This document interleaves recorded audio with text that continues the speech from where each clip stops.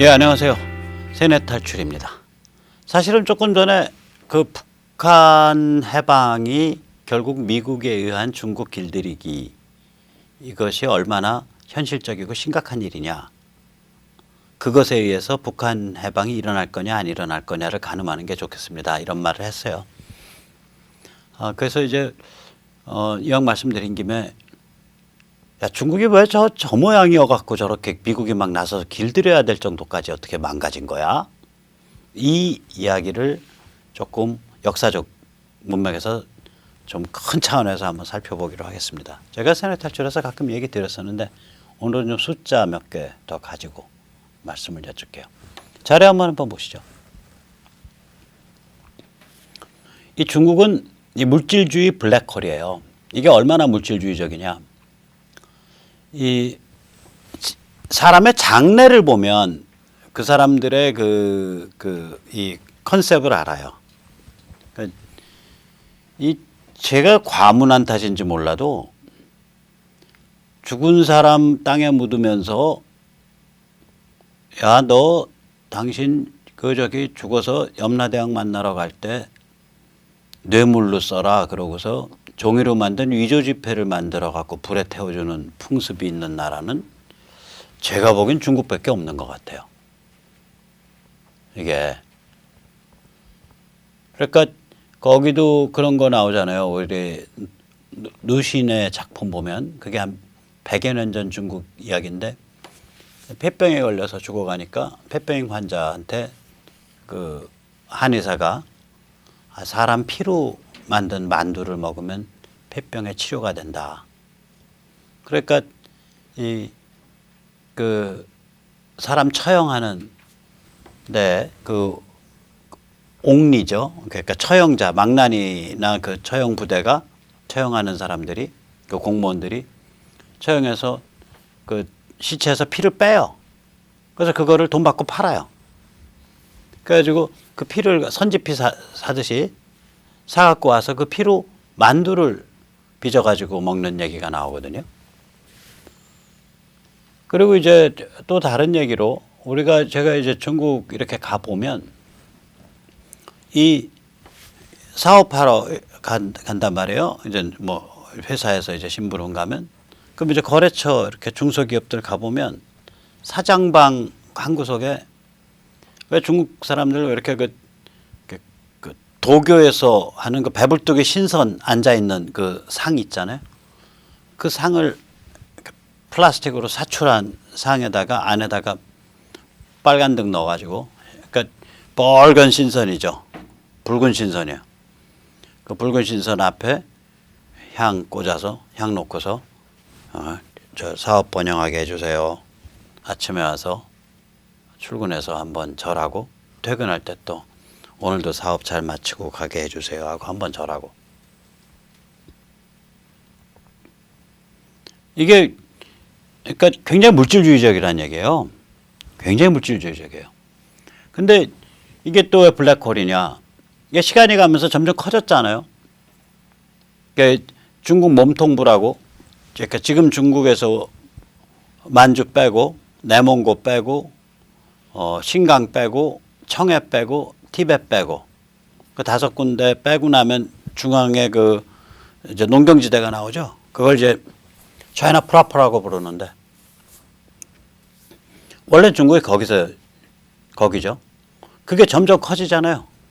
그러니까 바깥에서 들어와서 정복하면 정복자가 다시 중국화되고, 또 들어와서 정복하면 정복자가 중국화되고, 그러니까 점점 커지는 거예요, 이게. 몽고의 일족인 그 선비족이, 그 몽고의 일족이거든요. 정복해갖고 수당을 만들고 나라 더 커진 다음에 수당의 지배층이 중국화되고, 몽고의 일족인 거란족이 정복해가지고 요 나라를 만들고 그 망하면서 더 커지고, 여진족이 금과 청을 만들어서 청 때 중국을 정복해서 만주 기반으로 중국을 다스리다가 동화돼가지고 지금 만주어는 언어도 없어졌어요. 블랙홀이란 소리예요. 가서 정복하면 망해.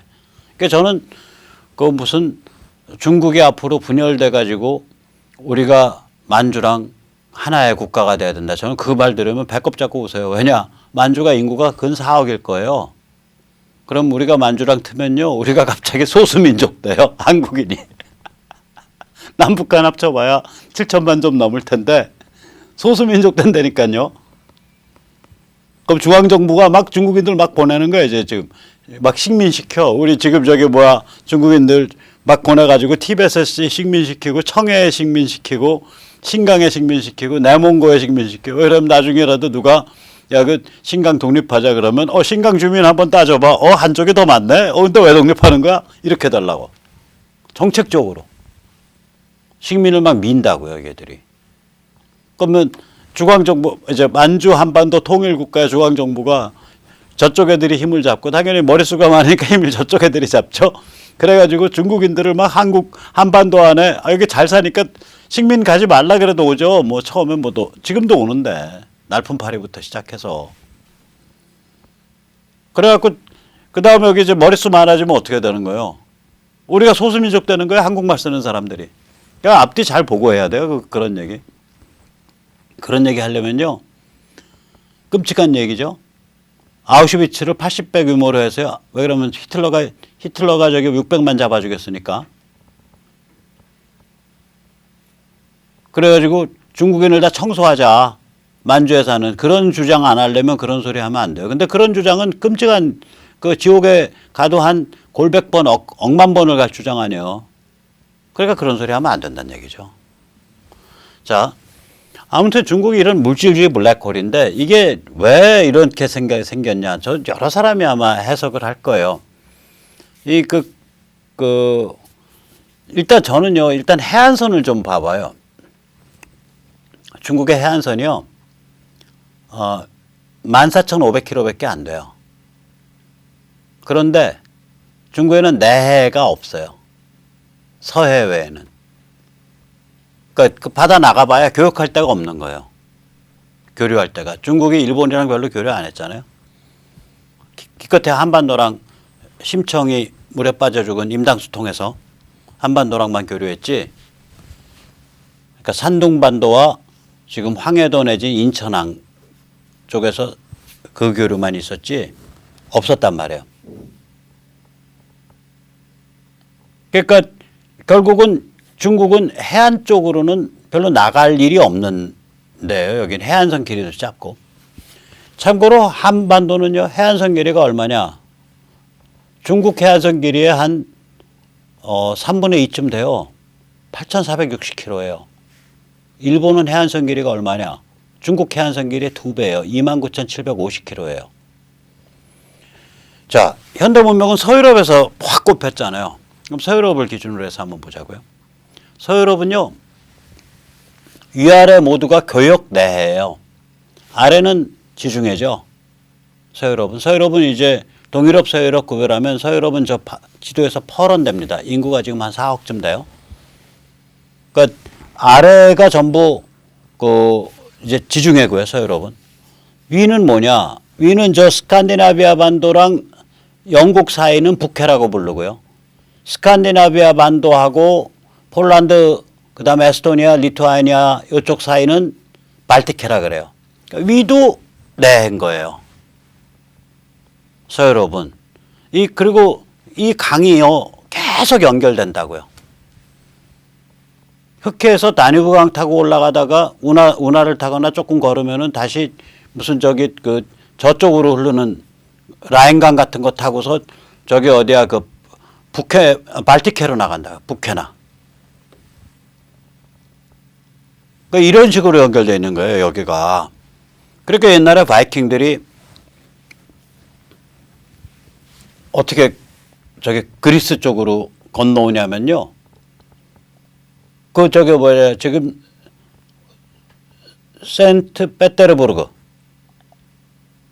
센트페테르부르크까지 와갖고 그 다음에 그 보트를 걸머쥐어요.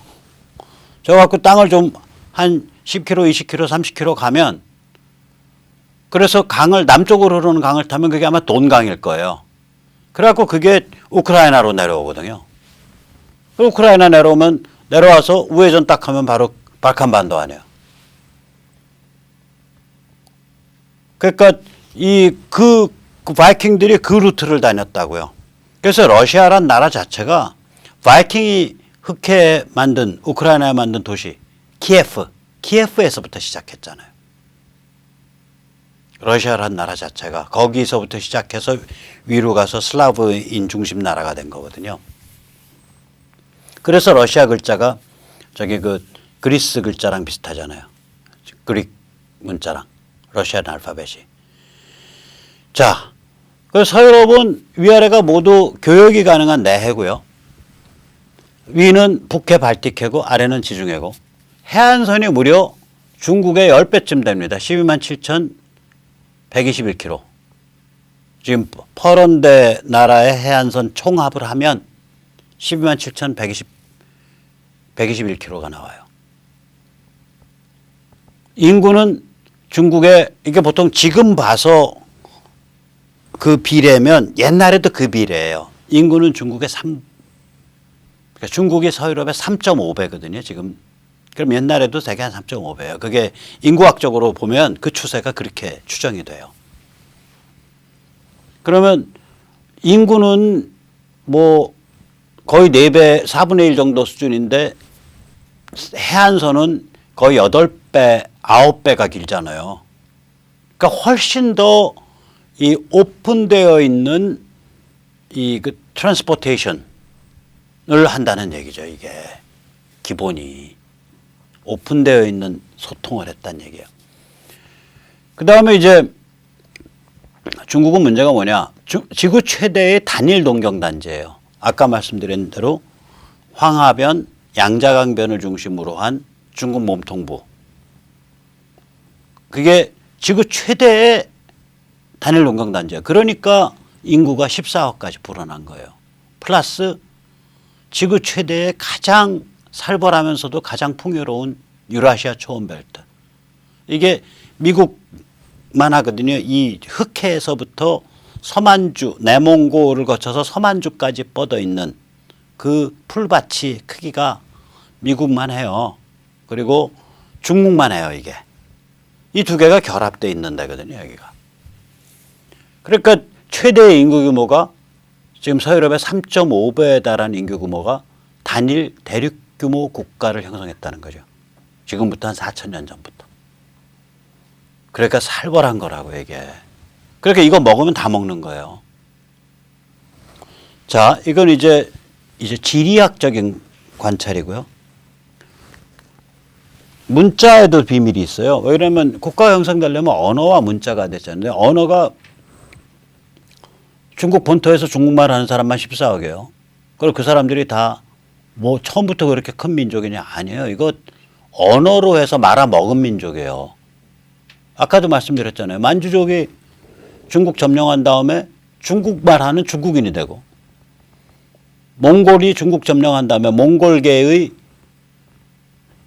선비 또 몽골계의 거란이 중국 점령한 다음에 중국말 하는 중국인이 되어버리는 거예요. 이게. 왜 이게 되냐면요. 일단 문자에도 비밀이 있는데 이 문자가 조립식 상형 문자예요. 보통 이제 픽토그래퍼 그러면 우리가 그냥 상형 문자는 중국은 그냥 상형 문자가 아니에요. 이게 조립식 상형 문자예요. 예를 들어서 백모가 제 호인데 이 뱅이라는 한자가 없잖아요.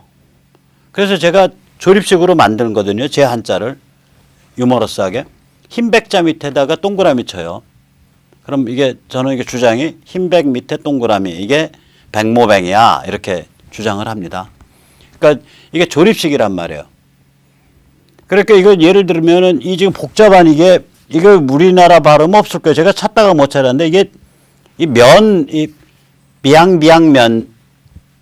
이렇게 좀 납작한 좀 넙대대한 그런 면이죠. 무슨 넙대대한 그거 뭐죠? 그 파스타보다도 좀 더 넙대대한 이걸 미양비양면이라 하는데 미양비양을 일으켰어요. 이 미양비양이라는 단어를 보면 이 단어에 동원되는 게 뭐냐면 동굴이 하나, 그다음에 아이가 둘, 그다음에 이 아이 둘 사이에 사람이 말하는 언어가 하나, 그다음에 언어 밑에 달리는 말, 그게 하나. 그 다음에 길다가 둘, 긴장자. 그 다음에 다리 하나, 칼이 하나, 마음이 하나. 그 다음에 이게 착받침이라 그러죠. 착. 이게 설렁설렁 걷다라는 뜻이에요. 이거 착. 이게 하나. 이렇게 그 여러 개의 한자를 가지고 조립해서 한자를 만든다고요. 이게 조립식 상형 문자인데 이러니까 한자를 굉장히 많이 만들 수 있는 거예요. 핑퐁. 핑퐁 한자 재밌잖아요. 탁구 핑퐁을 걔들이 할 때 이 그 병사 병자에 원래는 아래가 이렇게 받쳐 있는데 이렇게 꺾으면 핑, 이렇게 꺾으면 퐁. 그래서 핑퐁. 그러니까 이게 조립식 상형 문자라서 이걸 마음대로 만드는 거예요. 거기다 문자 자체가 그게 하나의 단어고 비양 이 면을 가리킨단 말이에요. 그게 이미지이기도 하고 이거는 동굴 속에 어린애가 둘이 들어있고 말을 하고 있고 그것도 타는 말도 한 마리 들어있고 어른도 둘 들어있고 달도 하나 밖에 보이고 칼도 하나 옆에 걸려있고 그리고 동굴 안에서 사람들이 마음을 모아서 설렁설렁 걸어 다니네 라는 어떤 이미지가 있다고 여기에. 그리고 이걸 가지고 칼리오그라피 서예를 쓰잖아요. 예술이 있다고요. 그래서 여백의 미학이라는 운동, 농담의 미학이라는 운동. 그러니까 글자를 쫙 쓸 때 어떤 데는 먹이 꽉 묻어가지고 시꺼멓고 어떤 데는 슥 날려서 허해지고 이런 예술이 나온단 말이에요. 그러면 가만히 보세요. 어떤 컨셉이 들어있어. 근데 이미지야. 그림 이미지야. 그런데 그 예술이기도 해. 거의 종교예요. 문자 자체가. 이게 우리가 아는 뭐 훌륭한 저는 축종교라고 부르는데 엑시얼 릴리전. 축종교는 아니에요. 불교나 기독교 같은 그런 고매한 그런 깊은 의미를 가진 종교는 아닌데 일종의 고대 종교라고 이게. 그러니까 그 상형 문자 그 갑골 점을 치죠. 거북 등짝에다 쩍쩍 금 내갖고 불에 하면 그 금이 뜨드드드득 깨져가는 모양 보고서 문자랑 연상해가지고 이게 이제 앞으로 무슨 일이 있겠다. 이게 갑골점이 한 4, 5천 년 됐잖아요. 그러니까 거기다가 이제 문자가 이 모양이니까 이 사람들이 무슨 짓을 했냐. 문법이 거의 없어요. 초간편이에요. 예를 들면 이 사람들 문법 간단하죠. 옛날 고전 한문에 시제 없죠. 관계대명사 없죠. 주어가 있어야 된다는 규칙도 없죠. 어떨 땐 주어 막 생략하죠. 동사가 있어야 된다는 규칙도 없죠. 어떨 땐 동사 막 생략하죠. 예를 들어서 그리고 나서 뭐 꼭 해야 되면 주어, 동사, 목적어. I need, I love you. 끝. I loved you. I will love you. I had loved you. 나 옛날에 너 사랑했었는데 이제 안 사랑해. 이런 게 없잖아요. 그냥 I need면 이게 지금도 I need, 옛날에 대해서도 I need, 미래에 대해서도 I need. 초간편 문법이라고 이게. 지금 저 고전 한문 얘기하는 거예요. 제가 잘 모르지만. 그 다음에 예를 들면 해용사는 앞에 쓴다. 그럼 녹차. 그 다음에 이게 형용사인지 동사인지 구별이 안 돼. 서술형 형용사. 그러니까 she is beautiful 이런 beautiful 같은 게 그게 마지막에 서술형으로 나오면 동사인지 형용사인지 구별을 안 해버려요. 동사로 봐요. 그러니까 예를 들어서 녹산 그러면 푸른 산이지만 산천녹록 그러면 산과 강이 푸르고 푸르러졌다라는 동사가 돼버린다고 이게. 그러니까 무지하게 문란한 초간편 문법이에요. 자 그러면 생각을 해보세요. 문자는 조립식 상형 문자로 마구 번지는 문자예요. 단어와 이미지와 예술성을 한꺼번에 갖고 있는 문자고 언어는 그 문자에 실어지는 언어는 초간편 문법을 가지고 누구든지 생각할 수 있는 문법. 거기에 주어 무슨 뭐 그 룰이 없어요. 거의 룰이 없다시피 한 초간편 문법으로 해놓고 그러면은 정복해서 목 잘라 죽이고서 지배하면은 딱 뭐가 돼요? 그 말 배우는 거 쉽죠. 사성만 배우면 돼. 사성만. 다시 말하자면 하나의 민족이라는 건 언어 공동체잖아요. 우리가 민족을 영어로는 ethnic group이라 그러잖아요. ethnic group. 포크 내지는 ethnic group이라는데 정확한 표현은 ethnic group인데 ethnic group의 특징이 뭐냐면 랭귀지예요. 언어예요. 그러니까 정복한 다음에 언어가 그냥 동화돼 버리는 거예요, 이게. 그 대표적인 게 그거죠. 원래는 광동어하고 맨더린하고 다르죠. 언어가 다르잖아요.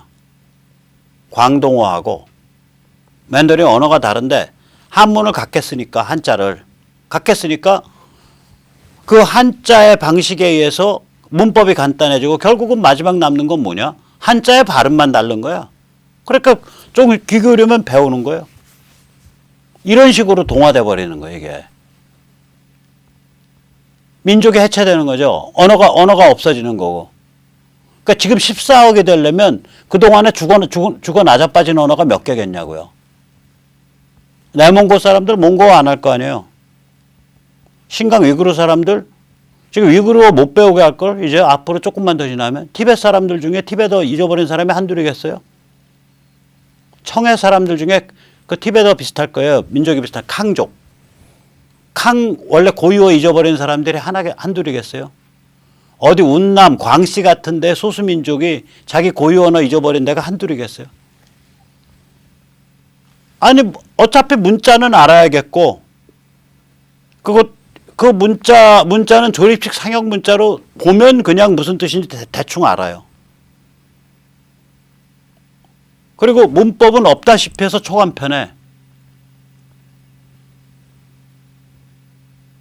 나 사랑 나 너 사랑 뭐 마음대로 해요. 관계대명사도 없어. 복문도 없어. 조건문도 없어. 원래 그 고전한문 없잖아요. 그런 거 제대로. 하려면 뭐 이상 어조사라고 불렀던 거 우리 옛날 한문 안에 그런 거 끼워 넣어 갖고 하는 거지 문법 구조는 없다고요. 가정법도 없어. 했을 뻔했다. 했었더라면 뭐 이런 컨셉이 없잖아요. 그러니까 이게 그냥 언어가 막 해체돼 버리는 거예요. 그리고 동화돼 버린다. 언어가 동화되면 뭐가 돼요? 민족이 같아지네. 이 일이 한 4,000년 벌어진 게 이게. 그러니까 거기 무슨 굉장히 다산 씨앗이 있어서 그 씨앗이 후루룩 번져나가서 14억이 된 게 아니고 그냥 막 얼레벌레 한 무더기로 돌아갈 수밖에 없잖아요. 땅덩어리가 다 연결되니까 이쪽이 가서 저쪽을 정복하던 저쪽이 가서 저쪽을 정복하던 그래서 정복해서 한 무더기 짜이면은 그 다음에 언어 동화되니까 한민족 되는 거죠 뭐. 그런데 이걸 만약에 서유럽과 지금 비교를 해보세요. 서유럽의 메이저 언어만 7개쯤 돼요. 영어, 독일어, 프랑스어, 스페인어, 포르투갈어 빼고 이탈리아어, 그리스어 또 뭐 하나 있는데 한 6, 7개 돼요. 메이저 언어만. 그리스어는 왜 넣어주냐면 서유럽의 지리적으로는 안 들어가는데 한 100년 전까지만 해도 지식인이라 그러면 그리스어를 할 줄 알았었어야 돼요. 20세기 초, 19세기 말. 그래서 그리스어를 넣어줄 수밖에 없어요. 그러니까 그리스어 빼면 한 6개. 그러면 평균 한 5천만에서 6천만 인구의 6천, 7천만 인구의 언어가 하나였단 소리 아니에요. 한 언어였단 소리 아니에요. 그렇게 따지면 지금 인도 같은 데가 맞는 거예요. 인도가 그 돈에 뭐 열 몇 개 언어가 써 있다면서요. 인도가 10억이니까 열 몇 개니까 한 언어당 한 7천만 되네. 그게 자연스러운 거예요. 그게. 근데 여기 14억이 하나의 언어잖아요. 그 뜻이 뭐겠어요?